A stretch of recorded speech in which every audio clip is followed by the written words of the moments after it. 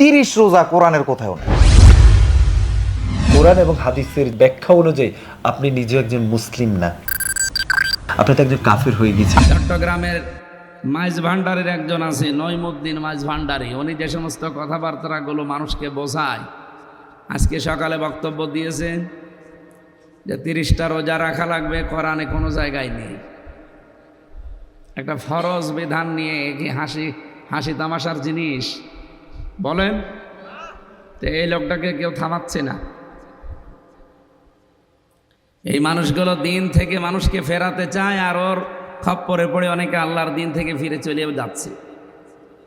দ্বিতীয় নম্বরে, এই যে রাজনৈতিকভাবে কত মানুষ, দলীয়ভাবে কত মানুষ দিন থেকে, ইসলাম থেকে চলে যায়, মনে করে আমরা চলে গেলে দেশে দিন আর কায়েম হবে না।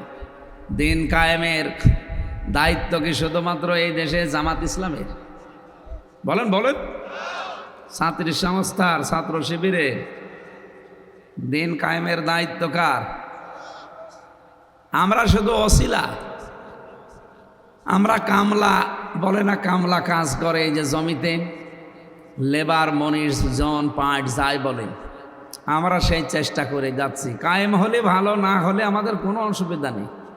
আল্লাহ বলেন ওয়াবুদ রব্বাকা হাত্তা ইয়াতিয়াকাল ইয়াকিন, হে নবী ইবাদত করেন ওই দিন পর্যন্ত যতদিন ইয়াকিন না আসে। ইয়াকিন মানে মৃত্যু, ইয়াকিন মানে কি? যতদিন মরণ না আসে ততদিন ইবাদত করা লাগবে। এই পৃথিবীতে সর্বোত্তম ইবাদত আমরা কোরআন থেকে যেটা জেনেছি, আল্লাহর এই জমিনে আল্লাহর বিধান কায়েম করা। আলা লাহুল খালকু ওয়াল আমরু, সৃষ্টি যার, বিধান চলবে তার, এর উপরে কোনো ইবাদত আছে? এটার জন্যই বড় বড় নবীদেরকে আল্লাহ এই দুনিয়ায় দায়িত্ব দিয়েছিলেন। হযরতে মুসার নাম শুনেছি, হযরতে ঈসার নাম শুনেছি, হযরতে নূহর নাম শুনেছি, হযরতে ইব্রাহিম নবীর নাম শুনেছি, এমনকি আমাদের নবী মুহাম্মদুর রাসূলুল্লাহ সাল্লাল্লাহু আলাইহি ওয়াসাল্লাম, প্রত্যেকের একই কাজ ছিল, আনাকিমুদ্দিন, দিন কায়েম করেন, ওয়ালা তাতাফাররাকু ফি। এই বিষয়ে কোনো ফতোয়াবাজি চলবে না। সুতরাং বাংলাদেশে আমরা যেই মতে পথে যেই লাইনে আসি, মাসলাকে আসি, করেন আপনার কাজ। আপনার টার্গেট থাকা লাগবে কি করে এই জমিনে আল্লাহর বিধান কায়েম হয়। এই জায়গায় কোনো ফতোয়াবাজি চলবে? বলেন। কারণ সৃষ্টি যিনি তৈরি করলেন, তার হুকুম না চললে ওই জিনিস অচল হয়ে যায়। মোটরসাইকেল যিনি বানিয়েছেন একটা বই দিয়ে দেয় যে কিভাবে চালাবেন, ওই অনুযায়ী না চালালে আপনার মোটরসাইকেল টিকবে? বলেন না কেন? যেখানে গিয়ার দেওয়া দরকার, গিয়ার না দিয়ে আপনি আরো ব্রেক চেপে ধরেছেন, ও কিয়ামতের আগে যাবে? এই জন্য যিনি বানায় তিনি ভালো জানে যে কি করে চলা লাগে। আলা লাহুল খালকু ওয়াল আমরু, আমি বানিয়েছি, এখানে হুকুম আমি দিয়েছি। ইনিল হুকমু ইল্লা লিল্লাহ, আইন দেওয়ার মালিককে। সুতরাং এই বিষয়গুলো সামনে আমরা নিয়ে আসলে যেটা সামারাইজ হয়, এক কথায় প্রকাশ যেটা বলে, পৃথিবীতে একমাত্র, কেবলমাত্র, শুধুমাত্র বড় ইবাদতের ভেতরে অন্যতম এইটা যে আল্লাহ দিন কায়েমের চেষ্টা করা লাগবে। আর রাজশাহীর মানুষেরা এদিক থেকে এগিয়ে আসি আমরা জানি। বাংলাদেশের রাজশাহী, চাঁপাইনবাবগঞ্জ, সাতক্ষীরা, এগুলোকে ফিলিস্তিন বলা হয়, কারণ এরা দিনের জন্য যে কোরবানি দিয়েছে। কিয়ামতে যদি আল্লাহ জেলা জেলা ভাগ করে যে জান্নাতে ঢোকায়, রাজশাহী অন্তত 3 নম্বরে থাকবে। 1 নম্বরে সাতক্ষীরা, 2 নম্বরে চাঁপাইনবাবগঞ্জ, 3 নম্বরে এই রাজশাহী। বহু অত্যাচার, জুলুম, নির্যাতনের শিকার আপনারা হয়েছেন। আল্লাহ যেন উত্তম জাযা কিয়ামতে দান করেন। জেলার হিসাব করলে আমার কুষ্টিয়া জেলা মনে হয় 64 নম্বরে থাকবে, কারণ ওখানে সারা পৃথিবীতে একটা নিরাপদ জায়গা, পুলিশ পাহারা দিয়ে গাঁজা খাওয়া। আমি সারা পৃথিবীর কথাই বলছি, এমন কোন জায়গা নেই যেখানে পুলিশ পাহারা দিয়ে গাঁজা খাওয়ায়, কিন্তু বাংলাদেশের কুষ্টিয়ায় লালনের মাজারে পুলিশ এই যে ভাইরা পাহারা দেয়, বলে খা, আমরা আসি, কেউ কিছু বলবে না। প্রকাশ্য সেজদা দেয় কবরে। আমাদের হাত পা বাঁধা ছিল এতদিন। ওখানকার সভাপতি, কবরের সভাপতি, মাজারের, লালনের হানিফ সাহেব, ও আল্লাহর ওলি যেরকম সেই রকম জায়গার সভাপতি। সেক্রেটারি হচ্ছে ওই জেলার যিনি আওয়ামী লীগের সেক্রেটারি, তিনি বলেন তো, এইরকম মানুষ যদি সভাপতি সেক্রেটারি থাকে, সেখানে আপনি কথা বলতে পারবেন? কথা বলার আগেই তো 4 দেওয়ালের মাঝে চলে যাবে। হালকা পাতলা কিছু বলেছিলাম, এই জন্য বলেছিল পিসকে হুজুর যেন বাইরে না থাকে। একবারে আমার জীবন থেকে 3টা বছর ওরা কেটে নিয়েছে। এরকম কথা তো কেউ বলতেও চায় না, কেউ বলে ওই 4 দেওয়ালের মাঝে পড়ে থাকবে। এই জন্যে রাজশাহী যেহেতু অনেক এগিয়ে আছেন আপনারা, আল্লাহ রাব্বুল আলামিন আপনাদের এই কষ্টের বদলা দুনিয়া আখেরাতে যেন দান করে। এ বিষয়ে কোনো মত পার্থক্য কেউ যেন না করেন যে না, দিন কায়েমের দায়িত্ব, ইসলাম প্রতিষ্ঠার দায়িত্ব শুধুমাত্র প্রশাসনের না, শুধু জামাত ইসলামের না, শুধু বিএনপির লোকের না, সবাই। মানুষ আপনি দাবি করছেন আল্লাহর বান্দা, আপনার প্রথম কাজই হবে এইটা। আল্লাহর বিধান কায়েম না হলে, সত্যি কথা বলছি, এমন এমন জায়গা আছে সেখানে সুবহানাল্লাহ পড়ে মাপ পাওয়া যাবে না। কথা বুঝতেছেন? আমি ওনাদের নাম ধরে বলছি। এই যে প্রশাসনের যেই কয়টা এখানে বসে আছে, এনাদের ওপরে যেই কয়টা এই জেলা চালায়, ওসি সাহেব থেকে টিওনো থেকে শুরু করে এসপি সাহেব থেকে এর উপরে আরও যারা আছে, বিভাগীয় কমিশনার পর্যন্ত, আমার এই গাড়িটাকে এখান থেকে কুষ্টিয়া পর্যন্ত 150 কিলো পথ। এ রাস্তায় যেতে রাতের বেলা কমপক্ষে 3-4 জায়গায় ওনারা ধরবে। দোষ ওনাদের না, ওনারা পাহারা দিচ্ছে। নবীজি জানিয়েছেন 2টা চোখ কিয়ামতে জাহান্নামের আগুনে এক জায়গায় হবে না। একটা হচ্ছে রাতের বেলা যারা আল্লাহর ভয়ে কাঁদে, 2 নাম্বার যারা জানমাল ইজ্জত আবরু হেফাজতের জন্য রাত জেগে থাকে, তাদের ভেতরে ওনাদের চোখ আছে। এই জন্য প্রশাসনে যারা চাকরি করেন নিজেকে ছোট মনে করবেন না, আপনি অনেক বড় কাজে আছেন। আর আপনি মনে করবেন আমি 24 ঘন্টায় এবাদতে আছি। বাংলাদেশে শুধু একটাই দায়িত্ব যেটা 24 ঘন্টা পালন করা লাগে। অন্যান্য যারা চাকরি বাকরি করে আমরা, তাদের সর্বোচ্চ দায়িত্ব কয় ঘন্টা? 8 ঘন্টা বলেন। আর ওনাদের 24 ঘন্টায় ডিউটি। আমার দোলা ভাই আছে তো, আমার বাবাও ছিল, কিন্তু এখন আর নেই। তা আমি দেখেছি এই মানুষগুলোর দায়িত্ব শুধুমাত্র 8 ঘন্টা, আমাদের মতো না। ওনাদের দায়িত্ব 24 ঘন্টায়। যেহেতু একটা মহান পেশায় আপনারা আছেন, এটা সারা দুনিয়ায় ছড়াচ্ছে, বিশেষ করে সারা বাংলাদেশে যাচ্ছে। আপনারা যারা প্রশাসনে আছেন, বিডিআর বলেন, আর্মি বলেন, পুলিশ বলেন, নিজেদেরকে ছোট মনে করবেন না। অনেক বড় কাজে আছেন, কিন্তু কাজটা সঠিকভাবে করা লাগবে। কিছু কোলাঙ্গার অফিসারের কারণে এই পোশাকটার বদনাম হয়ে গেছে। এখন মানুষ শুধু ওইদিকে তাকালে অন্য নজরে তাকায় না, দোষ ওনাদের না। ওনারা আমার গাড়িটা আটকালে রাতের বেলা হয়তো 200, 500, 1000 টাকা আমি দেয় যে ভাই চা খাবে। এই টাকাতে উপরে যারা আল্লাহর ওলি বসে আছে তারা ভাগ পায়। তো এইটা বন্ধ করার জন্য কি সুবহানাল্লাহ পড়লে হবে? বলেন। এই জেলাটা কন্ট্রোল করে এসপি সাহেব, এই বিভাগটা কন্ট্রোল করে কমিশনার। এই মানুষগুলো যখন সত্যি ওমরের মতো হবে, এই মানুষগুলো তখন ওমরের ভিত্ত হবে। আমরা তো ওইরকম প্রশাসন তৈরি করতে চাই। কি কথা বলেন না কেন? কারণ এই যে পুলিশ, এই পোশাক, এই পুলিশ বানিয়েছেই হযরত ওমর। কে? প্রশাসনের, বিশেষ করে পুলিশের এই বিভাগটা বানিয়েছে হযরত ওমর রাদিয়াল্লাহু তাআলা আনহু। ওনাদের যারা যত ভালো ভালো কাজ হবে, কিয়ামত পর্যন্ত ওমরের আমল নামায় এই সওয়াবগুলো যেতেই থাকবে। কিন্তু ওনাদের দ্বারা যদি কোনো উল্টাপাল্টা কাজ হয়, ওইগুলো হযরত ওমরের আমল নামায় যাওয়ার কথা। উনি কি ওনাদের ওই খারাপ কাজ করতে বানিয়েছে জনগণের জান মাল ইজ্জত আবরু হেফাজতের জন্য। এই জন্যই তো চোখটা জাহান্নামে যাবে না। কত দামি জিনিস আপনি চিন্তা করতে পারেন যে ওনাদের চোখ জাহান্নামে যাবে না, খালি মানুষের এই জান মাল ইজ্জত আবরু হেফাজতের জন্য। আজ যদিও আইন শৃঙ্খলায় এই সপ্তাহখানিক অবনতি হয়ে গেছে, কারা করছে এগুলো তাও আমরা জানি। গতকালকে আমি নাটোরের পাশের জেলা এসপি সাহেবের সাথে এবং এসপির সাথে দেখা করেছিলাম। কথা বলছিলাম তাদের সাথে যে এই যে দৃশ্যগুলো এখন অবনতি, বলছে এগুলো হচ্ছে কেন, কারা করছে আমরাও জানি। সুতরাং যারা করছেন তারা থামবেন। কার উস্কানিতে এগুলো করছেন আমরা কিন্তু জানি। কারো উস্কানিতে পা দেবেন না। গোপালগঞ্জের মানুষের দিকে তাকান, পেছনে কেরম লাল হয়েছিল দেখেছিলেন? সেই পুলিশ এখনো আছে, সেই প্রশাসন, সেই আর্মি এখনো নেই। কথা বলেন না কেন? আবার কারো উস্কানিতে পা দিয়ে উল্টাপাল্টা কিছু করবে, একবার যদি ওনাদের হাতে পড়েন না, ওই হাতে লাঠি না, ওটা ওটা তরমুজ, একটা দিলে বাপ বলারও সময় পাবেন না।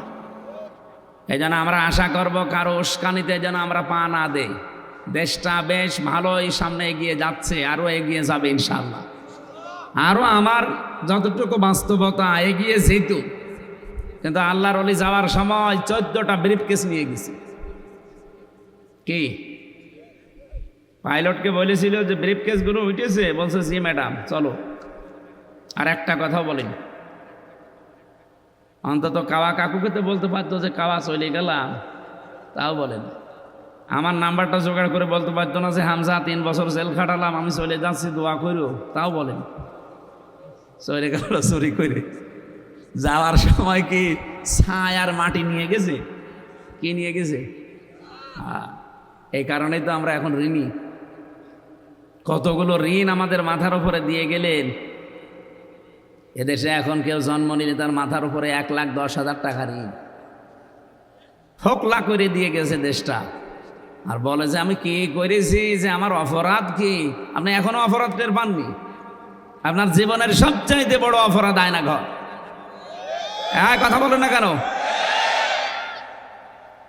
আর এই আয়না ঘরের কারণেই কিন্তু তামাম দুনিয়ায় 257টা রাষ্ট্রের 10 জন নিকৃষ্ট মানুষের তালিকা পেয়েছি কয়েকদিন আগে। এই যে আজকে 4 তারিখ, 1 তারিখে তালিকা বের হয়েছিল। তামাম দুনিয়ায় 10 জন মানুষ এই পৃথিবীর জমিনে এখন নিকৃষ্ট। তার ভেতরে 1 নম্বরে হাসিনা, 2 নম্বরে বাশার আল আসাদ, 3 নম্বরে নেতানিয়াহু, 4 নম্বরে আশরাফ ঘানি। এরকম 10 জনের নাম পেলাম। অন্য যাদেরই নাম থাক আমার অসুবিধা নেই, কিন্তু 1 নম্বরে আমাদের আল্লাহর ওলির নাম। কি করেছে উনি বলেন তো? আমি তো নিজে ভিকটিম, আমিও 10 দিন ছিলাম। আমি ওই মাটির নিচে 10 দিন আমিও ছিলাম। আমি তো মিনিটা ছিলাম। বিগটাই যে কি অত্যাচার এখন আপনারা টের পাচ্ছেন। এরপরও কি ষড়যন্ত্র ওরা থামিয়ে রেখেছিল? মোদিকে দিয়ে আবার পাঠিয়েছিল আমেরিকায়। ট্রাম্পের কাছে আমাদের দেশ সম্পর্কে বানিয়ে সানিয়ে মিথ্যা বলবে, কিন্তু না। যেই দিন মোদি গেছে ট্রাম্পের কাছে, ঠিক ওই দিন আন্তর্জাতিক মিডিয়াগুলো নিয়ে ডক্টর ইউনূস আয়না ঘরে গেছে। মুখ খোলেন, আমিও খুলে দিচ্ছি। জাতিসংঘ রিপোর্ট দিয়েছে ওই দিনই। ট্রাম্প যাতে মাতাল হলো তাহলে ঠিক আছে। ও যেই কথা শুনেছে, শোনার পরে এদিকে আন্তর্জাতিক মিডিয়া সব আয়না ঘর উন্মুক্ত করেছে। এই দেখেন, এই করেছিল। চেয়ার দেখেছেন না আপনারা? ওটা এভাবে কাঁপে, আমিও দেখেছি। ওইটা আমি দেখিনি, আমারটা ছিল ঘোড়া চেয়ার। আমার আগে একজন লোককে নিয়ে গেল, ছাত্র দলের চট্টগ্রামের একজন ভাইকে। ওরে নিয়ে যেয়ে দেখে চিল্লাচ্ছে, এভাবে হাত বেঁধে দেয় চেয়ারের সাথে ক্লিপ দিয়ে, এই গলাটা আটকিয়ে দেয় একটা ফিতা দিয়ে, মাথাটা কালো কাপড় পরিয়ে দেয়। আপনার হাত পা মাথা সব নড়াতেই পারবেন না। একবার শুধু সুইচ টিপ দেবে, 1 টিপে 120 বার ঘুরবেন। আপনি চিন্তা করতে পারেন মাথার ভেতরে কত সূক্ষ্ম সূক্ষ্ম জিনিস আছে জানেন? ফ্রন্টাল লব পেয়েছি আমি, প্যারাইটাল লব পেয়েছি, অক্সিপিটাল লব পেয়েছি, টেম্পোরাল লব পেয়েছি, মোটর কর্টেক্স পেয়েছি, সেন্সরি কর্টেক্স পেয়েছি, লব পেয়েছি। এখানে 70,000 জিনিস দিয়ে ঘেরা আছে। আর এত সূক্ষ্ম এই মগজগুলোর সাথে সেট করা। আপনি 1 মিনিটে যদি 120 বার ঘোরেন, সেকেন্ডে কয়বার? আপনারা কি ঘুমাচ্ছে? আপনি নিজেকে ওই জায়গায় একটু দাঁড় করান তো। 1 মিনিট পরে মনে হবে আমি 8-10টা দুনিয়া দেখতে পাচ্ছি।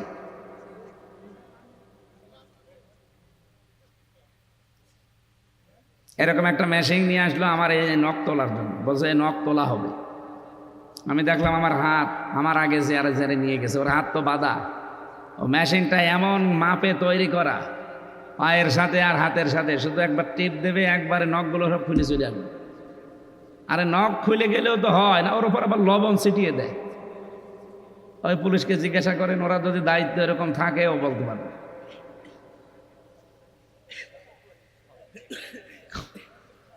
এখনো পর্যন্ত আমি দেখি অনেকে জালেমের সাফাই গায়। আপনি মানুষ না জানোয়ার? আপনি আপনারে তো পরে কিছু যায়নি, আপনি টের পাননি। আপনার বাবারে যদি ওই ব্যারিস্টার আরমানের মতো 8 বছর আয়না ঘরে রেখে দিত, আপনি টের পেতেন যে কারে কি বলে। এই জন্য তামাম দুনিয়ার ভেতরে নিকৃষ্ট মানুষের 1 নাম্বার তালিকায় ওনার নাম, একটা হাজি মানুষ। আমাদের এই দেশের বদনাম হয়ে গেছে সারা বিশ্বের কাছে। আমরা ওই বদনাম ঘোষাতে চাই সামনে, এমন একটা দেশ উপহার দিতে চাই কোরআনের মাধ্যমে, এটা যেন সত্যি রোল মডেল হয়। এতদিন শুধু নাম শুনেছিলাম যে রোল মডেল, সব মিথ্যা কথা। বলতো আইনের শাসন প্রতিষ্ঠা হচ্ছে, কিসের আইনের শাসন? সব আইনের নামে সব বেআইনি কাজ কারবার করেছে এই দেশে, বিশেষ করে এই 15 বছরে। এটিএম আজহারুল ইসলামের যে মামলা, যে সাক্ষী, সবগুলোই পালিয়ে গেছে। যারা বাদী, যারা সাক্ষী দিয়েছে, যারা বিচারপতি, যারা প্রসিকিউটর, বলেন একটা মানুষও আছে? আর সব পালিয়েছে। তে উনি বেকার ভেতরে থাকবে কোন কারণে? অন্য একটা দল, আমি নাম নিলাম না, ওরা এখন 2-3 দিন দেখলাম ছড়াচ্ছে যে এটিএম আজহারুল ইসলাম উনি মামলার সাজাপ্রাপ্ত আসামি, ওনারে ছাড়া ঠিক হবে না। আপনি এত বড় শয়তানি কথা বলতে পারলেন? সাজাপ্রাপ্ত হয়ে গেলে যদি তারে ছাড়া না যায়, তাহলে তারেক জিয়া 9 বছরের সাজা হয়েছে। এক কথা বলেন না কেন? তারেক জিয়ার বউ 3 বছর সাজা হয়েছিল, তারেক জিয়ার মা 6 বছর সাজা হয়েছিল। তাদেরকে ছেড়ে দিলেন কি করে? লুৎফুজ্জামান বাবর 17 বছর পরে বের হইল কি করে? তারেক জিয়া সাহেবের বন্ধু গিয়াসউদ্দিন মামুন 17 বছর পরে বের হইল কি করে? সুতরাং পক্ষপাতিত্ব করবেন না। আপনার বিবেকের উপরে কি কুকুরে প্রসাব করেছে? একটা নিরপরাধ মানুষ। এগুলো সব হাসিনার নশালনে পড়ার কারণে। আমিও হালকা পড়েছিলাম, 3 বছর শেষ। যারা বড় বড় ওরা বেশি পড়েছে, ওদের 13 বছর 14 বছর জীবন থেকে শেষ। এটিএম আজহারুল ইসলামের আর 13 বছর 14 বছর যেহেতু জীবনে আমরা আর ফেরত দিতে পারবো না, বাকি জীবনটুকু যেন মুক্ত আকাশে কাটাতে পারে। এ বিষয়ে যে বাধা দেবে, বুঝবেন সে ভারতের ঠিক দালাল। কথা বলেন না কেন? নিরপরাধ একটা মানুষের পক্ষে আপনি থাকার জন্য একটা কথাও বলতে পারেন না। তো রমজান এসেছে, আপনি কি নেবেন শিক্ষা? আমরা সামনে ওই কথাগুলো আসবে, তাফসিরের এই আয়াত থেকে কথা বলবো ইনশাআল্লাহ। আমি তো এই কথা তুলেছিলাম, সাবেক সংসদ সদস্য ওনার নামে লেখা আছে, উনি এই 3 বারের আগে, তার মানে এটা ঠিক আছে। কিন্তু এই 3 বারে যদি কেউ আমার সামনে পড়েন যে সাবেক সংসদ সদস্য, সাবেক মন্ত্রী, আমি কিন্তু জনসম্মুখে বলবো যে না, সাবেক ডাকাত, সাবেক চোর। আল্লাহ রাব্বুল আলামিন অধ্যাপক মোহাম্মদ মুজিবুর রহমান হাফিজাহুল্লাহ কোরআনে কারীম যেন বুকে নিয়ে সংসদে যেতে পারে। আমি আশা করছি এবং আমি বিশ্বাসও করি ইনশাআল্লাহ যেতে পারবে। শুধু অধ্যাপক মুজিবুর রহমান না, 300 এমপির ভেতরে যদি আমরা 151 জন কোরআন বুকে নিয়ে পাঠাতে পারি, প্রথম দিন সংসদ অধিবেশনে যদি বলতে পারে যে মাননীয় সংসদ, মাননীয় স্পিকার, আমরা নামাজের বিল চাই, উনি যদি বলে হাত তোলেন, এই আপনার না, আপনার হাতের কি হবে? ওনাদের মতো 151 জন যদি হাত তুলতে পারে, ওই দিনই নামাজের বিল কায়েম হয়ে যাবে। ওই দিন থেকে বাংলাদেশের 18 কোটি মানুষ নামাজ পড়বে। আপনি হয়তো ওনাকে ভোট দিয়েছিলেন একটা, কয়টা? আপনি 18 কোটি মানুষ নামাজ পড়লে যে সওয়াব হয়, আপনি একটা ভোটের কারণে ওই সওয়াব পাবেন। আমি কি এটা বানিয়ে বললাম? সূরা নিসা 58 নম্বর আয়াতের তাফসীর বাড়ি যেয়ে খুলে দেখবেন, আমানাত, এখানে বহু বচন আছে। এই জন্য আমার সাবজেক্ট এটা না, আমি ইঙ্গিত দিলাম যে ভালো কাজ আমরা মনে করি সাদগায়ে জারিয়া। আরে ভাই, সাদগায়ে জারিয়া যেখানে, তার পাশে দেখবেন গুনাহে জারিয়া। ওনারে দিলে উনি যদি এইটা কায়েম করতে পারে সাদগায়ে জারিয়া হিসাবে, কিয়ামত পর্যন্ত যত মানুষ বাংলায় নামাজ পড়বে, আপনি একটা একটা করে সওয়াব পেতেই থাকবেন। ভোট দিয়েছিলেন কয়টা? একটা। এটা তো সাদগা জারিয়া গেল, গুনাহে জারিয়া নেই। কথা বলে, আপনি ওনার মতো মানুষ বাদ দিয়ে আর একজনকে দিলেন যে ডাইল খায়, নাকি এলাকায় ডাইল খন নেই? এই যে এই জেলার পাশে মোহনপুর, মোহনপুর না, এই জেলার ভেতরে না মোহনপুর, মোহনপুর পবার যিনি এমপি ছিলেন, আল্লাহর ওলি যে ডাইল খায়, এটা এখন প্রমাণ হচ্ছে। তবে মসুরের ডাল, খেসারের ডাল না, ওই দাদাদের ডাল। এইরকম মানুষকে যদি আপনি পাঠান, আবার ওই লোকটা সে জীবনেও বলবে মাননীয় স্পিকার আমি নামাজের বিল চাই, জীবনেও বলবে না।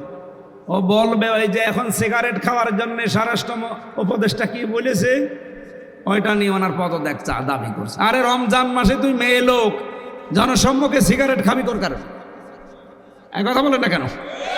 উনি যে উদ্যোগ নিয়েছে, যে মন্তব্য করেছে 100 ভাগ হালাল মন্তব্য করেছে। এমনি তো পাবলিক প্লেসে সিগারেট খাওয়া ঠিক। ওই যে পুলিশ বসে আছে, ওনারা আইন জানে না যে পাবলিক প্লেসে কেউ যদি সিগারেট খায়, ধূমপান করে, তার কত টাকা জরিমানা ভাই? ওইটা এখন আর আছে? এখন আছে? আর এখনো আছে? তো স্বরাষ্ট্র উপদেষ্টা তো ঠিকই বলেছে। অথচ কিছু বাম আর রাম, যেই মেয়েটা এই সামনে এসে এই কথাগুলো বলছে, এটা ছাত্রী লীগের সদস্য ছিল। খরচ পাল্টিয়ে এখন এই কাজে নেমেছে। উল্টা পাল্টা কাজ করবেন না, আপনারা কিন্তু নিষিদ্ধ। কি কথা বলেন না কেন? আপনারা কি নিষিদ্ধ? সুতরাং শুদ্ধ হয়ে তারপরে কাজে নামবেন। আর যা করেছেন অন্তত 100 বছরে এই দেশে মুখ দেখানোর মতো পরিস্থিতি আপনাদের আর নেই। এই জন্য ধূমপান করার কারণে স্বরাষ্ট্র উপদেষ্টা যা বলেছে, ওনাকে এই দেশের মানুষের ধন্যবাদ দেওয়া দরকার। তারপরও এটা রমজান মাস, কি মাস? ওনাদের মতো মানুষ গেলে ঠিক সংসদে অধ্যাপক মুজিবুর রহমানের মতো, ভাই মাননীয় স্পিকার আমরা নামাজের বিল চাই, এ কথা বলবে না। বলবে আমরা বিড়ি খেতে চাই, আমরা ডাল খেতে চাই। তখন পাশ হয়ে যাবে 151 জন হাত তুললে বিড়ি খাওয়া, তখন একেবারে টয়লেটে বসেও বিড়ি খাবে।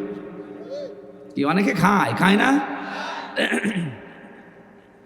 আমরা এটার পরিবর্তনের জন্য কথা বললে তখন আপনার কাছে রাজনীতি মনে হয়, তখন ধর্ম ব্যবসা মনে হয়। আর আপনি যেটা করছেন ওটাতে পুরা দুর্নীতি। কে কথা বলেন না কেন? আপনি যেটা করান বাদ দিয়ে করেন ওটা কি? পুরা দুর্নীতি। যাদের কোনো কর্মজীবন নেই, উনি একটা অধ্যাপক, পাশাপাশি রাজনীতিবিদ।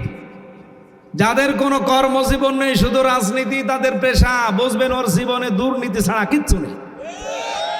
বলেন বাংলাদেশে অনেক নেতা এমন নেই যাদের কোনো কর্মজীবন নেই, শুধু রাজনীতি। আমি কি বেশি বললাম? আরো জোরে বলেন। এই জন্য হিসাব নিকাশ করে সামনে এগিয়ে যাবেন। যার কোনো কর্মজীবন নেই, আয়ের কোনো উৎস নেই, শুধু বাবা শাহজালাল, সব হালাল, এই ধান্দায় যারা রাজনীতি করেন, এ রাজনীতি না, এটা আপনার পেট নীতি আর দুর্নীতি। আল্লাহ এরকম মানুষ থেকে আমাদের সামনে যেন হেফাজত করেন, বলেন আমিন। আমরা এমন সংসদ সদস্য দেখতে চাই যারা আমাদেরকে জান্নাতের পথ দেখাবে, জাহান্নামের পথগুলো যারা বন্ধ করে দেবে, বলেন আমিন। এতক্ষণ যারাই কথা বললেন, মাওলানা হোসাইন মাহফুজ, মাওলানা হারুনুর রশিদ সহ নামনা জানা সম্মানিত ব্যক্তিবর্গ, এই মাহফিলের বরেণ্য সদস্য যারা, তাদেরকে ধন্যবাদ জানাচ্ছি। সামনে বসা মুসলমান ভাইরা, পর্দার আড়ালের সম্মানিতা মা এবং বোনেরা, প্রশাসনের ভাইরা, প্রাণপ্রিয় রাজশাহীবাসী, আইছিলাই বসেন। এখানে আসরের নামাজ একসাথে পড়ে বাড়ি যাব। শুধু প্রসাব পায়খানা ছাড়া কেউ যেতে পারবেন না। আর যদি বিড়ির নেশা লাগে, বিড়ি খেয়ে আবার চলে আসবে না। স্যার অনেকে আছে, হুজুর আমি মরে যাবো একটা শুধু, এরকম নেশা যদি থাকে, খেয়ে গোপনে আবার চলে আসবে। কারণ এটা পাবলিক প্লেস, এখন এখানে তো খাওয়া যাবে না, পুলিশ কিন্তু আবার 50 টাকা জরিমানা নেবে। এই জন্য খুব নেশা লাগলে খেয়ে আবার চলে আসবেন তো অবশ্যই ইনশাল্লাহ। রোজার মাস, ঠিক আছে আলহামদুলিল্লাহ, এখানে এরকম মানুষ নেই। আমরা কোরআনে কারিম থেকে একটা মাত্র আয়াত পড়েছি, সূরা হিজরের 99 নম্বর আয়াত। লক্ষ লক্ষ হাদিস থেকে একটা হাদিসের সামনের অংশটা পড়েছি। আমরা এই দুইটা সামনে নিয়ে তাফসিরুল কোরআন লিখেছেন, তাফসির আকারে কথা বলবো ইনশাআল্লাহ। জবান খুলে, শয়তান যেন আশপাশে না থাকে, শয়তানের ওয়াসওয়াসা থেকে আমরা পানাহ চাচ্ছি। বলেন আউযু বিল্লাহি মিনাশ শাইতানির রাজিম, বিসমিল্লাহির রহমানির রহিম, ওয়া'বুদ রাব্বাকা হাত্তা ইয়াতিয়াকাল ইয়াকিন। আল্লাহ রাব্বুল আলামিন বলেন, হে নবী, আপনি পৃথিবীর মানুষকে বলেন তোমরা ইবাদত করো তোমাদের রবের ওই দিন পর্যন্ত যতদিন ইয়াকিন না আসে। এখানে ইয়াকিন মানে মৃত্যু, তার মানে ইবাদত করা লাগবে আমাদের মরণ পর্যন্ত। কতদিন পর্যন্ত? মরণ হয়ে গেলে আপনার আর ইবাদত নেই। মরণের আগ পর্যন্ত আপনি 1 সেকেন্ড ইবাদত ছাড়া থাকতে পারবেন না। প্রশ্ন আসতে পারে 1 সেকেন্ড ইবাদত ছাড়া থাকা যাবে না, তাহলে ঘুমিয়ে থাকি, ঘুমটাও ইবাদত। আপনি যদি আল্লাহুম্মা বিইসমিকা আমুতু ওয়া আহইয়া এটা পড়ে জিকির করতে করতে ঘুমিয়ে যান, 8 ঘন্টাও যদি আপনি ঘুমান, যখন উঠবেন আল্লাহুম্মা, হে আল্লাহ, আলহামদুলিল্লাহিল্লাযী আহয়ানা বা'দা মা আমাতানা ওয়া ইলাইহিন নুশুর। ঘুম থেকে উঠে যখন এইটা পড়বেন 8 ঘন্টায় আপনি মনে করবেন যে আমি ইবাদতে ছিলাম। জোরে বলেন সুবহানাল্লাহ। আর আজ শাহীবাসী কি বুঝলেন? এখানে আপনার ঘুমটাও ইবাদত। পুলিশের যে বললাম যে 24 ঘন্টা ইবাদত, এই কারণেই বলেছি ওনারা যখন ঘুম থেকে উঠে বিসমিল্লাহ বলে ওনাদের পোশাক আশাক পরে কর্মজীবনের জন্য প্রস্তুতি নেয়, যতক্ষণ ডিউটিতে আছে পুরাটাই মনে হয় যে আমার নামাজে আছে। সুবহানাল্লাহ বলতে পারবেন? এখন হয়তো ডিউটি করছে জনগণের ইজ্জত আবরু শৃঙ্খলা ঠিক রাখার জন্যে, এখনো যেন তারা মনে করে যে আমরা ইবাদতে নামাজে আছি। পৃথিবীর নিকৃষ্ট কাজ আমরা জানি টয়লেট। কেউ যদি বাম পা দিয়ে বলে আল্লাহুম্মা ইন্নী আউযু বিকা মিনাল খুবুসি ওয়াল খাবাইস, 8-10 মিনিট যাই থাকবে পায়খানায়, বের হওয়ার সময় ডান পা দিয়ে যদি বলে গফরানাক আলহামদুলিল্লাহিল্লাযী আযহাবা আন্নিল আযা ওয়া আফানি। নবীজি বলেন এই 8-10 মিনিট যা টয়লেটে বসে আছি পুরাটাই ইবাদত। বাড়ি যাই সুবহানাল্লাহ বলুন। বলেন তো আপনি কি বুঝলেন এখান থেকে? আমি 2টা কথা বললাম, একটা ঘুম আর একটা টয়লেট। নিকৃষ্ট কাজ একটা টয়লেট করা। এই 8-10 মিনিট যদি আপনার ইবাদত হিসাবে গণ্য হয়ে যায়, এ পৃথিবীতে এমন কোন কাজ আছে যে মুমিন জীবনে ইবাদত হবে না?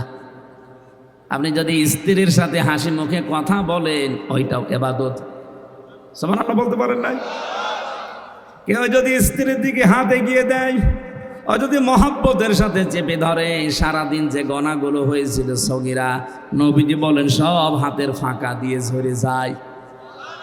আমরা স্ত্রীর দিকে তাকায়ও, হাতও ধরি, নিজেরটা বাদ দিয়ে অন্যেরটা। এরকম মানুষ দেশে নেই? আরে মানুষ। তারপরও অবিবাহিত কোনো মানুষের সাথে লাইন মাইন করে বিয়ে করলে তো মেনে নেওয়া যায়। এত চরিত্র নিম্নে পৌঁছে গেছে তারা মানুষ, অধিকাংশগুলো লাইন করে ভাবের সাথে, বিবাহিত মেয়েদের সাথে, প্রতিবেশীর বউর সাথে। এরকম মানুষ এখানে কারা আছেন? হাত তোলেন তো। ও রাজশাহী তো সব আল্লাহর ওলি, ভালো আছে। যদি এরকম কোন রোগে রোগী থাকেন যে নিজের বউ ভালো লাগে না, অন্যেরটা দেখলেই কেমন যেন আনন্দ লাগে, এটা একটা রোগ। এটা কি? এই রোগ ভালো হওয়ার 2টা ঔষধ আছে, একটা হচ্ছে হোমিওপ্যাথি আর একটা অ্যালোপ্যাথি। নাকি? অবশ্য ঠিক। হোমিওপ্যাথি অ্যালোপ্যাথিতে হবে? সূরা নূরের 30 নম্বর আয়াতে আল্লাহ ঔষধ দিয়েছেন যাদের এই রোগ আছে। সেদিন আমার মোবাইল একজন মেসেজ দিয়েছিল, ও বাড়ি কক্সবাজার। হুজুর বিয়ের পরে প্রথম বছর তো ভালোই লাগছিল, কিন্তু এখনও ছাতা আর ভাল লাগে না, এক জিনিস আর কতদিন। আরে শয়তান, ও যদি বলে যে এক জিনিস আর কতদিন, তো ওর বউ কি বলবো? ওর বউ বলতে পারে না যে এক জিনিস আর কয়দিন। না, এটা আপনার একটা রোগ। নিজেরটা ভালো লাগে না, অন্যেরটা ভালো লাগে। এটা কি বলেন তো? এই রোগ কি এই রাজশাহী আছে? আপনি একেবারে পুলিশের দিকে না তাকিয়ে আল্লাহর দিকে তাকিয়ে হাত তোলেন তো ভাই। একজন না যাই 2জন হাত তুলেছে, মনে হচ্ছে বিবাহিত। চরিত্র তো খুব খারাপ। হ্যাঁ পুলিশ ভাই, এই 2জনে ধরে নিয়ে যাবেন তো। নিজের বউ ভালো লাগে না, লোকের বউ দেখলে আপনার আনন্দ লাগে না? ওরা দুইজন সহ আমরা যারা আল্লাহর ওলি বসে আছি, আমাদের ভেতরে যদি এরকম শয়তান ওয়াসওয়াসা দেয়, যেহেতু শয়তান এখন বাধা আছে রমজানে, রমজান মাসে কি শয়তান বাধা আছে, অন্তত ওই চিন্তা আমাদের নেই। তারপরেও যদি মুখে উকি ঝুঁকি মারে, প্রথম ঔষধ কুল্লিল মুমিনিনা ইয়াগুদ্দু মিন আবসারিহিম ওয়া ইয়াহফাযু ফুরুজাহুম যালিকা আযকা লাহুম।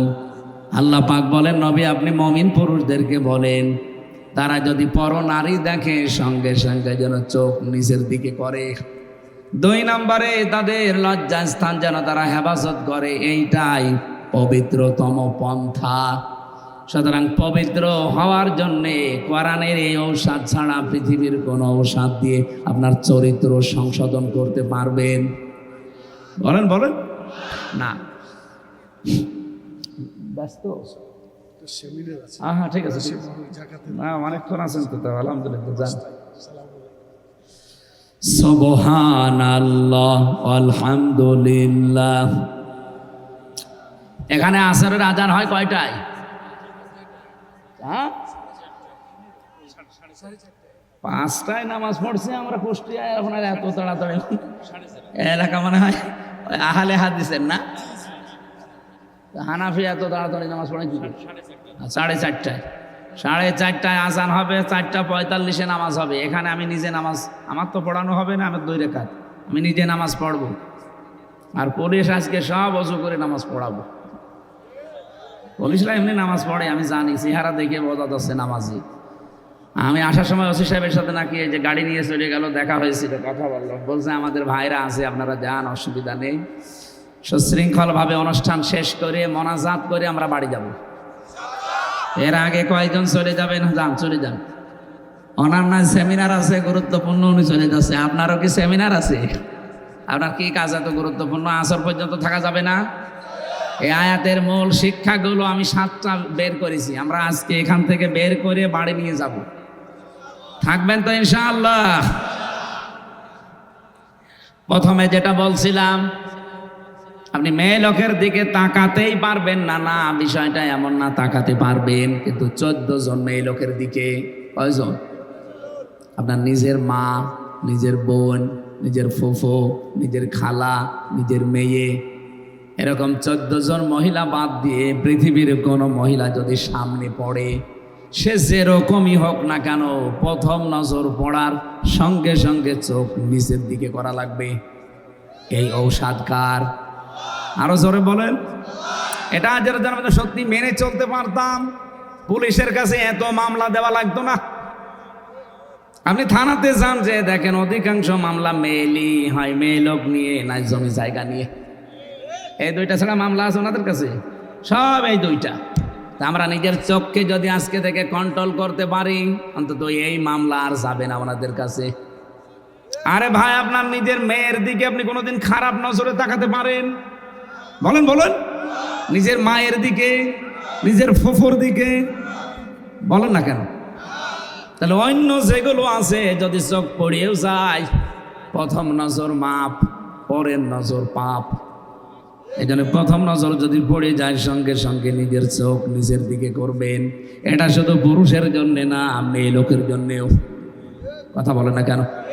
মেয়ে লোককে আল্লাহ জানিয়েছে 14 জন পুরুষ মানুষ বাদ দিয়ে পৃথিবীর যে কোনো পুরুষ যদি সামনে পড়ে যায়, চোখ নিচের দিকে করবেন।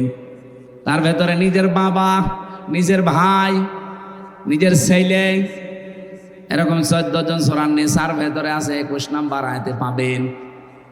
আজকে থেকে যদি মাত্র 1 মাস আপনি আমলটা একটু জারি রাখতে পারেন, আমি গ্যারান্টি দিতে পারি, আল্লাহর কসম, আপনাকে আল্লাহ একটা অনির্বচন সুখ দান করবে। শব্দটাও কি বললাম? একটা অনির্বচন সুখ, বাংলা শব্দ, খুব কড়া।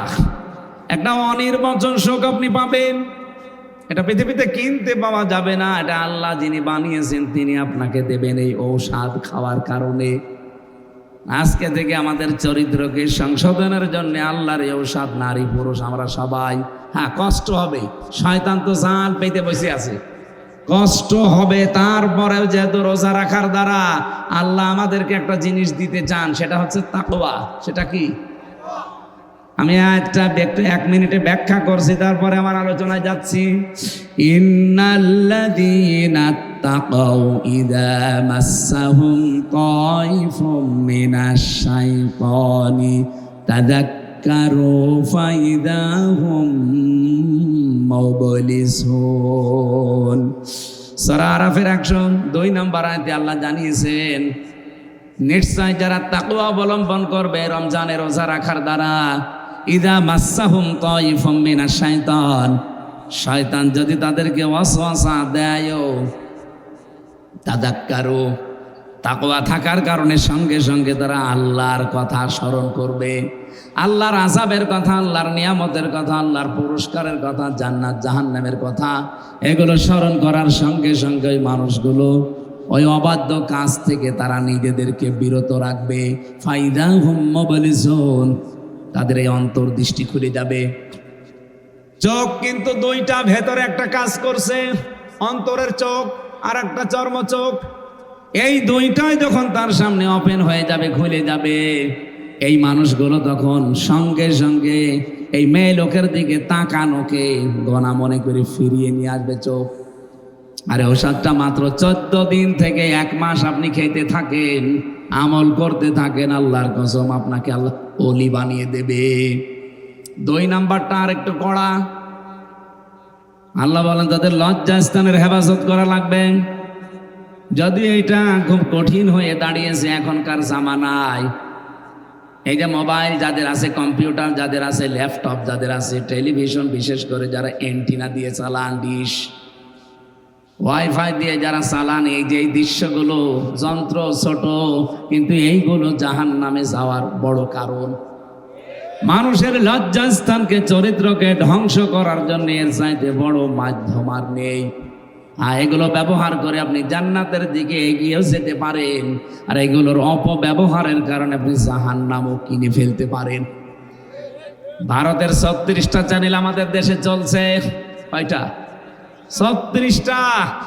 অথচ এই দেশের একটা চ্যানেলও ভারতে পাইনি আমি। আমার তো এমন কোন রাজ্য বাকি নেই ভারতে যে আমি যাইনি, প্রায় জায়গায় আমার ঘোরা আছে। না, ওখানে শুধু এটিএন বাংলা পেয়েছিলাম, তাও আংশিক।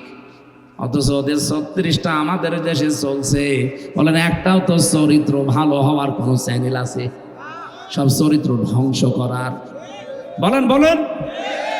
রোজা রেখে আমি জানি অনেক নারী এবং পুরুষেরা, পুরুষেরটা বাদ দিলাম, অনেক মেয়েরা ভারতের এই চ্যানেলগুলো ওরা অলরেডি বন্ধ করেছে, যে রোজার মাসে দেখবো না।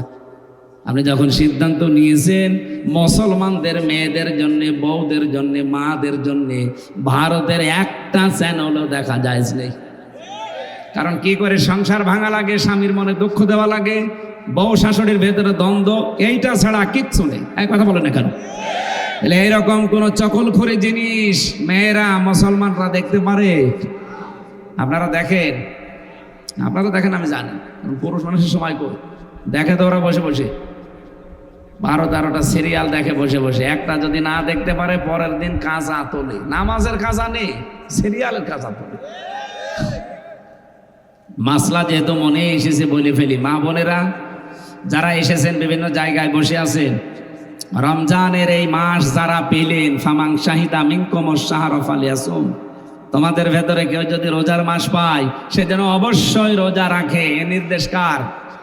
এখন মেয়েরা রোজা রাখতে চায় অনেকে, তার মা আর বাবা রাখতে দিতে চায় না। না, আমার ছোট মানুষ, জাদু, আমার বাবু। আরে ভাই, আপনার মেয়ের উপরে আল্লাহর চাইতে আপনার দরদ কি বেশি নাকি? সে বীর্য থেকে শুরু করে এ পর্যন্ত বানিয়ে দিল, আর আপনার দরদ আল্লাহর চাইতে বেশি হয়ে গেল। আপনি ছোট বয়সে রাখতে বলছি না। যে সমস্ত মেয়েদের শরীর খারাপ হয়, এটা 10 বছরে হতে পারে, 12 বছরে হতে পারে, 15 বছরে হতে পারে। কথা বুঝতেছেন? আপনার না বুঝলেও অসুবিধা নেই, তারা বুঝলে হবে।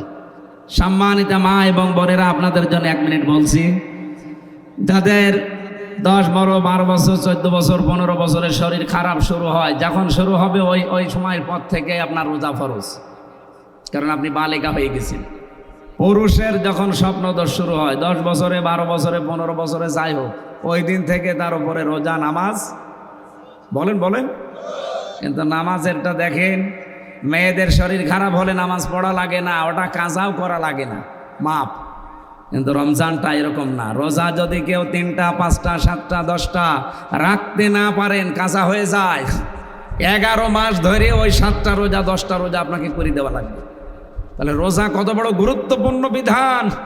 হেলায় খেলায় নিজেও রাখেন না, মেয়েকেও রাখতে দেন না, না এটা কাজ করবেন না। আপনি কিন্তু জবাব দিতে দিতে শেষ হয়ে যাবেন। অনেক দামি জিনিস রমজান। এটার দ্বারা 27টা শিক্ষা আল্লাহ আমাদেরকে দিতে চেয়েছিল। তার ভেতরে 1 নম্বরে তাকওয়া। কি বললাম? যারা তাকওয়া অবলম্বন করবে, 1 নম্বর পুরস্কার। শয়তান যদি ধোঁকা দেয়ও, আল্লাহ বলেন তাযাক্কারু, আল্লাহর কথা তখন তাদের অন্তরে আমি স্মরণ করে দেই। হয় জান্নাতের কথা নয়, জাহান্নামের কথা নয়, আযাবের কথা নয়, নিয়ামতের কথা নয়, পুরস্কারের কথা। এগুলো স্মরণ করার মাধ্যমে ওই মানুষগুলো গুনার কাছ থেকে ফিরে রাখার চেষ্টা চালায়, আর আমি তখন সাহায্য করি। বলেন সুবহানাল্লাহ। আর রাজশাহীবাসী, সুতরাং এই যে চরিত্র সংশোধন করা, বিশেষ করে লজ্জাস্থানের হেফাজত করা, এই 2টা কাজ যারা নিজেদেরকে জীবনে 1 মাস মতো একবারে কন্টিনিউ করে ফেলতে পারবেন, রব্বুল আলামিন একটা অনির্বচন সুখ আমাদেরকে দান করবেন। বলেন সুবহানাল্লাহ। স্ত্রীর কথা তুলেছিলাম, তার হাতের দিকে হাত বাড়িয়ে দিলেও সওয়াব হয়, কিন্তু নিজেরটা অন্যেরটা দিলে ঠিক ওই রকম কবিরা গুনাহ হবে। কথা বলেন না কেন?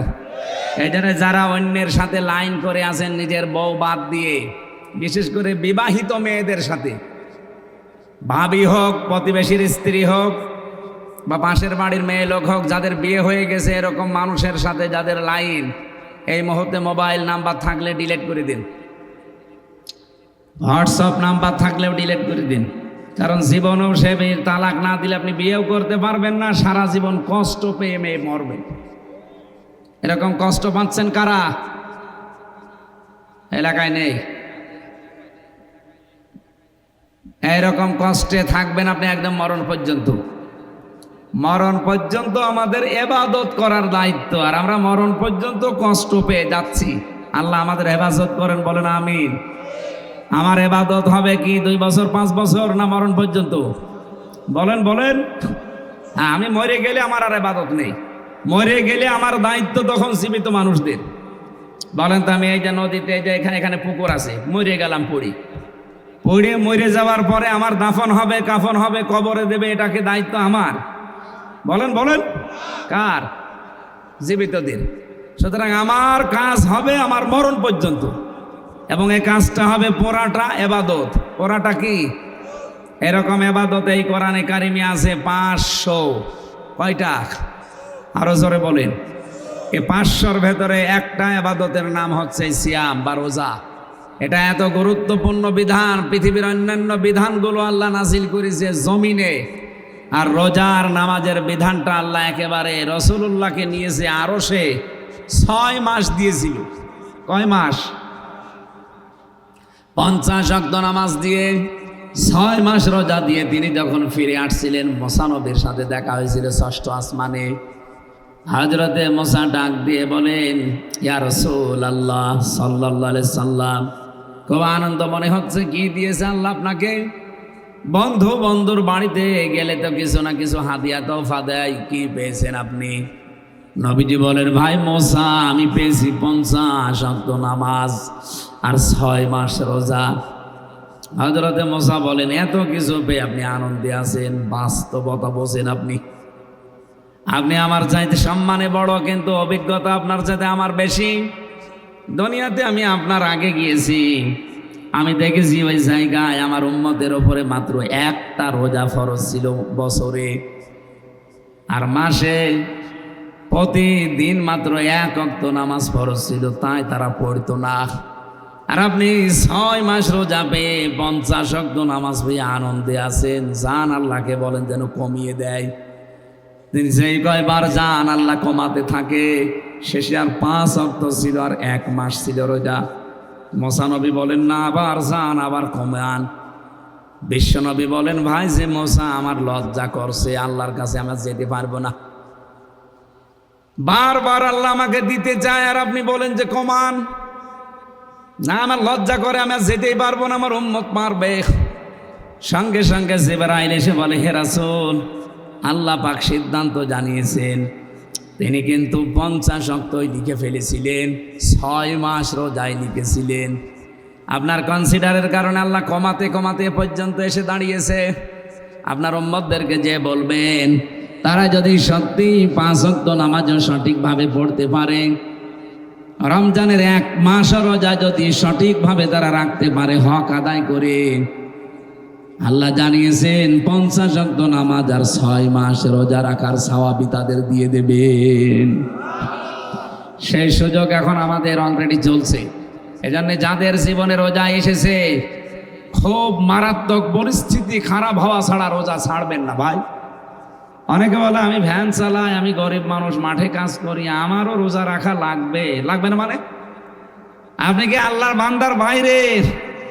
রোজা রাখলে মানুষের দুইটা গুরুত্বপূর্ণ অসুখ থেকে আমার আল্লাহ বাঁচিয়ে দেয়, যে বিজ্ঞান 2017 সালে এটা পেয়েছে, অথচ এটা কোরআনে আল্লাহ দিয়েছেন 1500 বছর আগে। আমরা অনেকে শিক্ষিত মানুষ যারা আছে, অটোফেজি নাম শুনেছে? হ্যাঁ, অটোফেজি 2017 সালে জাপানের একজন বিজ্ঞানী, স্বাস্থ্য বিজ্ঞানী, চিকিৎসার উপরে নোবেল পর্যন্ত পেয়েছে। সে লোকটা ইউশোনারি ওসামি। এই সাতাদের নাম উচ্চারণ করাও কঠিন, এ দাঁত মুখ বাঁকা হয়ে যায়।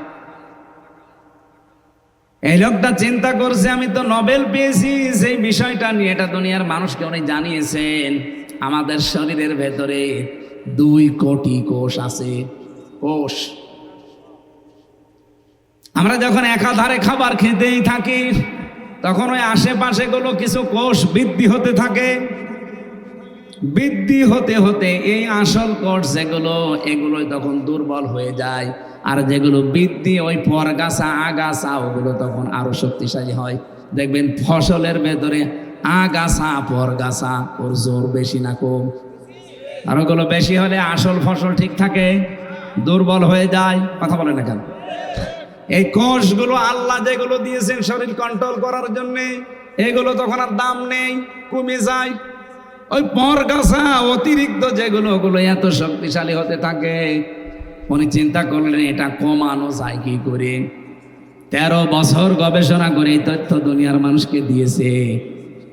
কেউ যদি একাধারে 29 থেকে 30 দিন, 24 ঘন্টার 12 থেকে 14 ঘন্টা দিনের বেলা না খেয়ে থাকতে পারে, একাধারে 1 মাস এভাবে যদি পালন করে, অতিরিক্ত ওই কোষগুলো, এই কোষ আস্তে আস্তে খেয়ে সব সাবার করে ফেলে। এগুলো যদি সাবার না হয়, উনি দেখেছেন রক্তের ভেতরে 5 প্রকার ক্যান্সার হওয়ার সম্ভাবনা বেশি। আমাদের এই যে 3.5 হাত বডির ভেতরে 5.5 কেজি রক্ত আছে, এখানে প্রায় 5 প্রকার ক্যান্সার হয়। ওই অটোফেজি আবিষ্কারের মাধ্যমে তিনি দেখিয়েছেন। ওই কোষগুলো যেগুলো পরগাছা আগাছা অতিরিক্ত গুলো বৃদ্ধি হতে থাকে, তখন আপনার আসল কোষ দুর্বল হয়ে যায়, ক্যান্সার দেখা দেয়।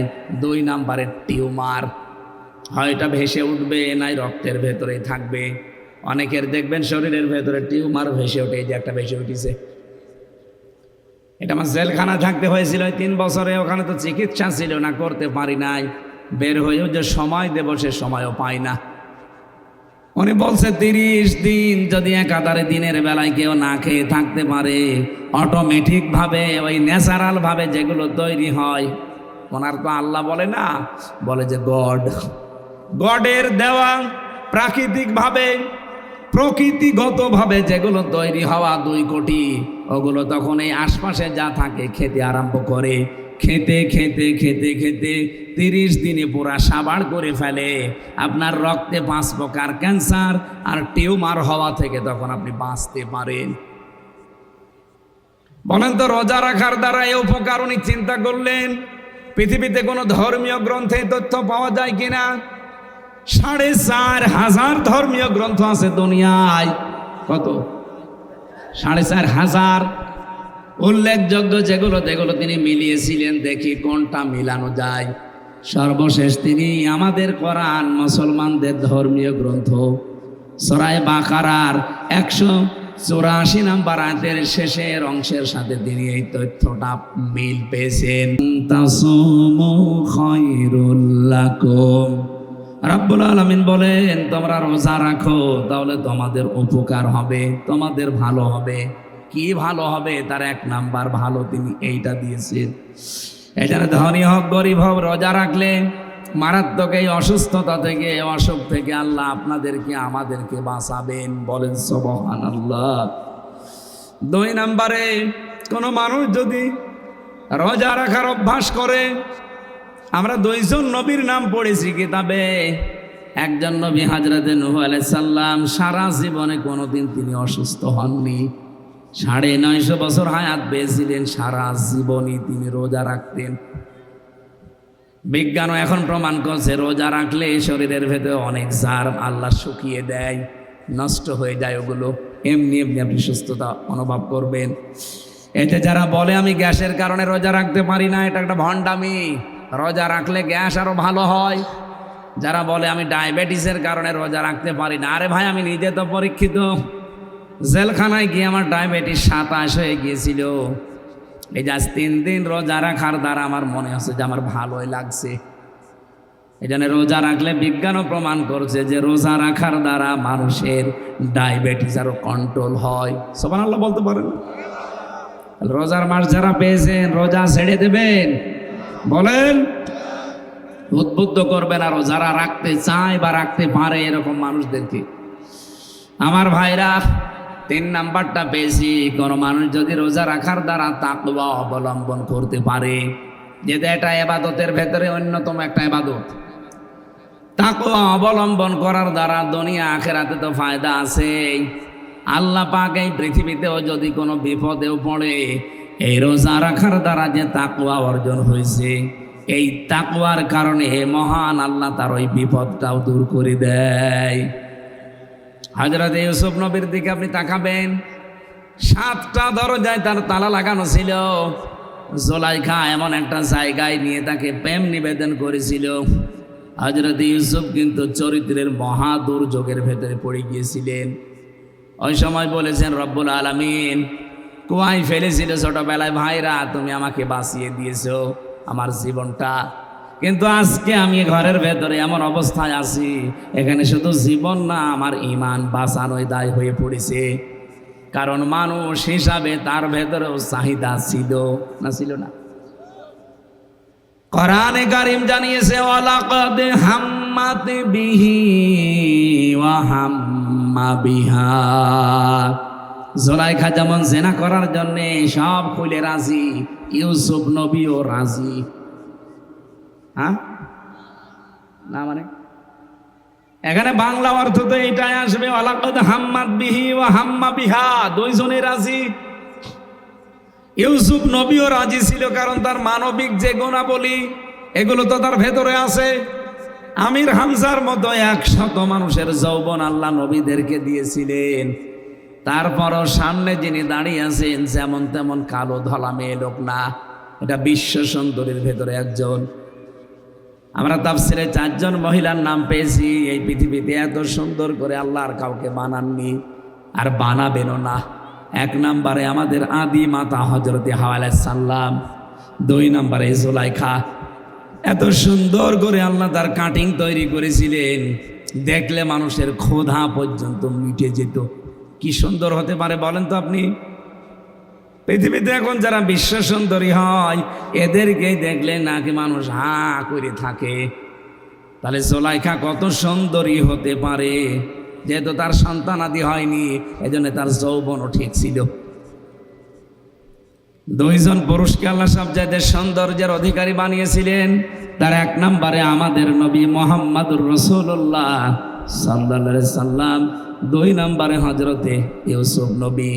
তাহলে পৃথিবীর একজন সুন্দরী পুরুষ, সুন্দরী মহিলার সুন্দর না পুরুষ, 2 জন এক ঘরের ভেতরে। মানবিক গুণাবলী তো তাদের ভেতরেও ছিল। এজন্য আল্লাহ দিয়েছেন ওয়ালাকাদ হাম্মাত বিহি ও হাম্মা বিহা। জুলাইখা যেমন রাজি, ইউসুফও রাজি।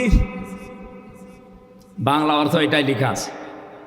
তাফসিরে জালালাইন থেকে বলছি, লাউলা রা বুরহানা রাব্বি, আল্লাহ পাক বলেন তার রব যদি তাকে কিছু দলিল প্রমাণ না দেখাতেন ইউসুফ নবীও কিন্তু বিপদে পড়ে গিয়েছিলেন।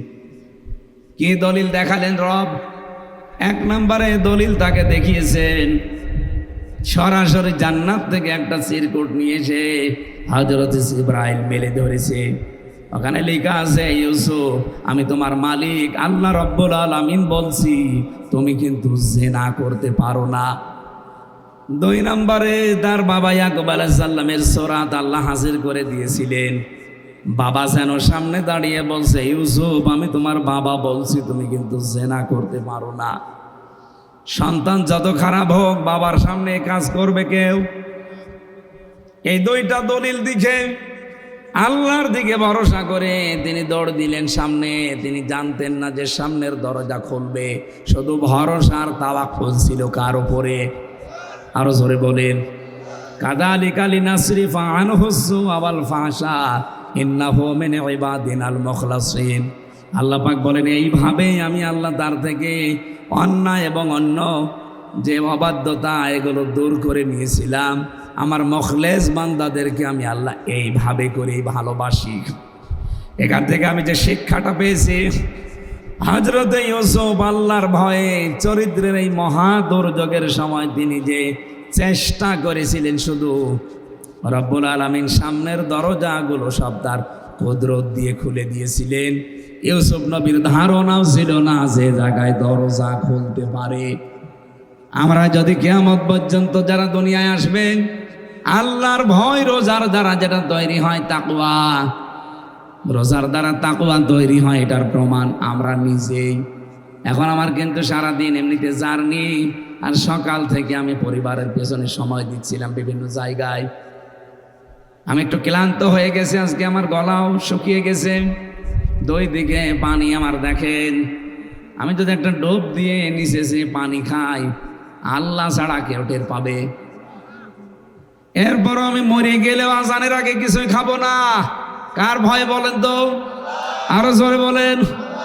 আল্লাহ বলেন এই ভয়টাই যখন মানুষের তৈরি হবে, রোজার মতো জীবনের প্রতিটি দিক আর বিভাগে প্রত্যেকটি জায়গায় যখন এই ভয়টা তৈরি করতে পারবে, আমি আল্লাহ ওকে এমন জায়গা থেকে বিপদে পড়লে সাহায্য করব, ওর ধারণাও ছিল না যে দরজা খুলে যেতে পারে। আমি 2009 সালে যখন বিশ্ববিদ্যালয়ে ভর্তি হয়েছিলাম ফার্স্ট ইয়ারে, ওই সময় একবার তারাবি পড়িয়েছিলাম। যিনি আমার পেছনে আছে উনি মুফতি, হাফেজ না, খুব ভালো মুফতি। আমি যে আয়াতটা পড়লাম, এর পরের আয়াতটা পড়ছিলাম, আস্তাবাকাল বাবা ওয়া কাদ্দাত কামিসাহু মিন দুবুরি ওয়া আলফায়া সাজ্জিদাহা লাদাল বাব। এই আয়াতটার এই এক বাব শব্দটা ছেড়ে গেছে। নামাজ শেষ, নামাজের পরে উনি নামাজ শেষ সালাম ফিরালাম, আমারে বলছে হাফেজ সাহেব দরজা এখনো খুলিনি। দরজা খুলিনি মানে? তার মানে উনি অর্থের দিকে খেয়াল করে মেলাতে মেলাতে যাচ্ছিলেন। ইউসুফ নবী দরজার কাছে যাবে, তাফসিরে পড়েছি দরজার কাছে যে দাঁড়িয়েছিল, জুলাইখা যখন পেছন থেকে দৌড় দিয়েছে, তখন হযরতে ইউসুফ সামনের দিকে আল্লাহর দিকে তাওয়াক্কুলটা, বিশ্বাসটা, ভরসাটা এত বেশি করেছিলেন, রব্বুল আলামিন সঙ্গে সঙ্গে নিজে কুদরতিভাবে জিবরাইল দিয়ে দরজা খুলে দিয়েছেন। হযরতে জিবরাইল বলে আমি আরশের পায়া ধরে সব সময় বসে থাকি। পৃথিবীতে আমি যতবার এসেছি স্বাভাবিকভাবে এসেছি, শুধুমাত্র 2 বার আমি খুব তাড়াতাড়ি এসেছিলাম। একদিন হযরতে ইব্রাহিম নবী যেদিন ছুরি চালাচ্ছিলেন তার সন্তান ইসমাইলের গলায়, ওই দিন আমার আল্লাহ আরশ থেকে ডাক দিয়েছে, জিবরাইল একটা দম্বা নিয়ে আমার ইব্রাহিমের ছুরির নিচে ধরো আর ইসমাইলকে পেছনে দাঁড় করিয়ে দাও। ওই দিন তাড়াহুড়া করে জান্নাতের দম্বা নিয়ে আমি যে শুয়ে দিয়েছিলাম, এত তাড়াতাড়ি আমি দুনিয়ায় কোনোদিন যাইনি। দ্বিতীয় নম্বরে হযরতে ইউসুফ নবী যেদিন দরজার কাছে যেয়ে দাঁড়িয়েছিল আনমনা হয়ে, না দরজা তো খোলে না, ঠিক ওই সময় তার তাওয়াক্কুলটা দেখে এত সুযোগ পাওয়ার পরও সুযোগ কাজে না লাগিয়ে আল্লাহর ভয়ে নিজের চরিত্রকে সংশোধন করেছে। আল্লাহ এত বেশি খুশি হয়েছিল, আমারে ডাক দিয়েছে, জিবরাইল জলদি করে যাও, আমার ইউসুফ নবী দাঁড়িয়ে আছে দরজার সামনে, তুমি যে তাড়াতাড়ি দরজা খুলে দাও। ওদিকে মাত্র 3-4 হাত পেছনে জুলাইখা। এতটুকু আসতে যতটুকু সময় লেগেছে, খুব বেশি 3-4 সেকেন্ড লাগার কথা, এই 3-4 সেকেন্ডের ভেতরে আরশ থেকে হযরতে জিবরাইল এত দ্রুত এসেছিলেন, এসে দরজা 7টায় পর খুলে দিয়েছিলেন। আল্লাহ বলেন, শুধু এভাবে আমি ইসমাইল, ইব্রাহিম আর ইউসুফকে না, ফাস্তাজাবনা লাহু ওয়া নাজ্জায়নাহু মিনাল গাম্মি ওয়া কাযালিকা নুনজিল মুমিনিন। এইভাবে যদি আমার বান্দারা সত্যি আমাকে ভয় করার নীতি অবলম্বন করে, আমি তাদের ডাকে সাড়া দিয়েছি, যেমন ইউনূসের ডাকে সাড়া দিয়েছি। ওয়াকাযালিকা নুনজিল মুমিনিন, এভাবে আমার মুমিন বান্দাদের ডাকে আমি আল্লাহ সাহারা দিয়ে সাহায্য পাঠাবো। অবিশ্বের মুসলমানেরা বলেন তো, সে আল্লাহর শক্তি এখন ওই রকমই আছে না একটু কমে গেছে? সুতরাং আল্লাহর ভয়টা আমরা এই মাসে এমন ভাবে তৈরি করতে চাই, 11 মাসে যদি বিপদেও পড়ে যায়, সামনে যেহেতু বড় বড় বিপদ কিন্তু অপেক্ষা করছে, বিশেষ করে আমাদের প্রতিবেশীদের বিপদ। এ পৃথিবীর নিকৃষ্ট প্রতিবেশী আমাদের, এত মিথ্যা কথা বলা প্রতিবেশী দুনিয়ার কারণেই। বিশ্বের যতগুলো দেশ আছে তাদের আশপাশে যারা প্রতিবেশী তারা সাহায্য পাঠায়, আর আমরা এমন প্রতিবেশী পেয়েছি শুধু আমাদের 12টা বাজায়। এই 54 বছর আমাদের বিরুদ্ধে সবচাইতে বেশি মিথ্যা তথ্য ছড়িয়েছে আমাদের এই প্রতিবেশী ইন্ডিয়া। কথা বলে না কেন? ওরা এখনো বসে নেই, ওরা চেষ্টা চালিয়েই যাবে। এই জন্য আমাদের সামনে তাকওয়ার এই নীতি ছাড়া কোনো উপায় নেই। তাকওয়া ছাড়া, আল্লাহর সাহায্য ছাড়া সামনে বাঁচার কোনো পথ নেই। আল্লাহর শুকরিয়া যদি আমরা এখানে এখন এই রোজার মাসে আদায় করতে চাই, অনেকে মনে করেন টুটি পর্যন্ত খেয়ে একটা ঢেকর তুলে আলহামদুলিল্লাহ হয়ে গেল, না, এটা একটা বাক্য।